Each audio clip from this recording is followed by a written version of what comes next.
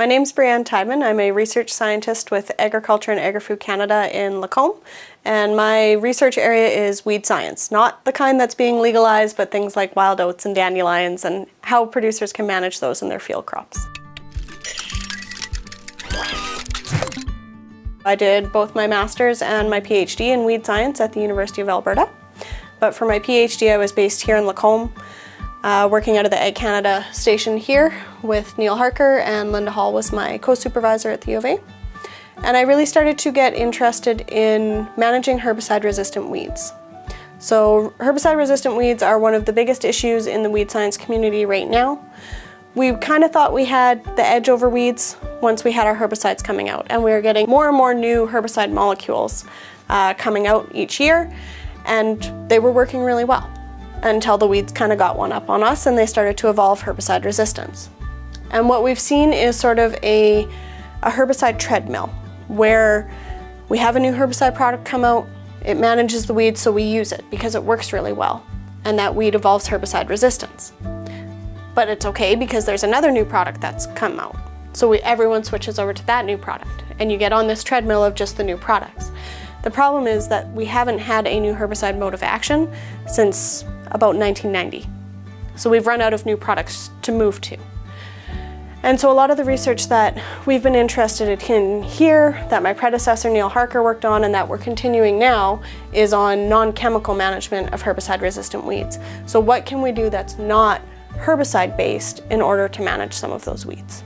So one of the newer areas of research that we're looking into is harvest weed seed control, which is sort of a paradigm of weed control that's really been developed and refined in Australia.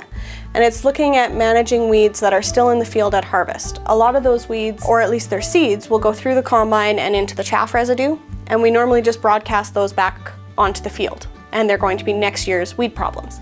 So harvest weed seed control looks at targeting those weed seeds and preventing them from being a problem next year.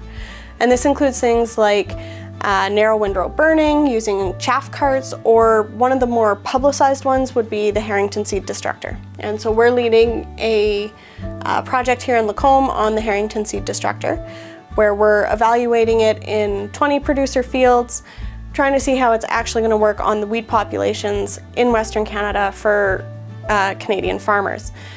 We've got a number of funders for this project, including the Alberta Wheat Commission, and we're really trying to understand what impact that machine might have on our herbicide-resistant weeds. We're really optimistic for some of them, things like volunteer canola. There's lots of it in the field and on the plant still at the time of harvest.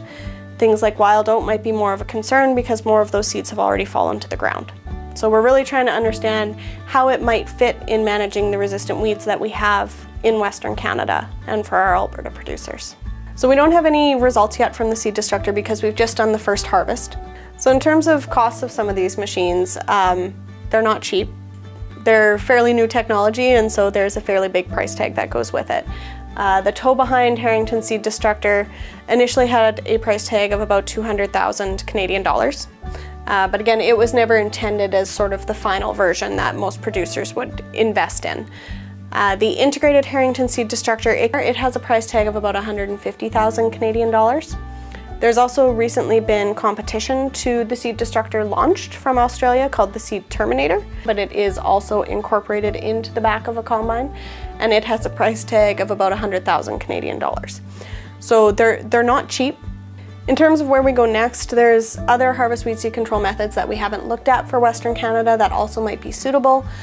Things like chaff lining, which involves putting the chaff down into a row behind the combine and allowing natural decomposition to take place, so a composting effect, because that could involve a much lower price tag, but still just as high of efficacy. So we want to investigate some of those kinds of things.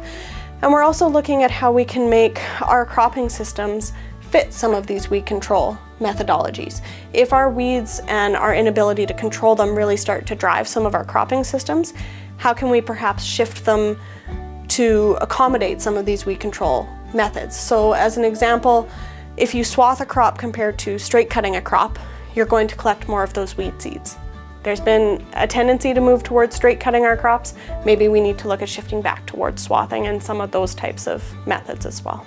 So the Seed Destructor is going to be out and about again this harvest, and we're always out and about doing talks and having discussions with producers. We're available at Ag Canada for field tours and things like that, and we're always open for questions, comments, concerns if you want to get in touch about any of the research we're doing and what we're working on.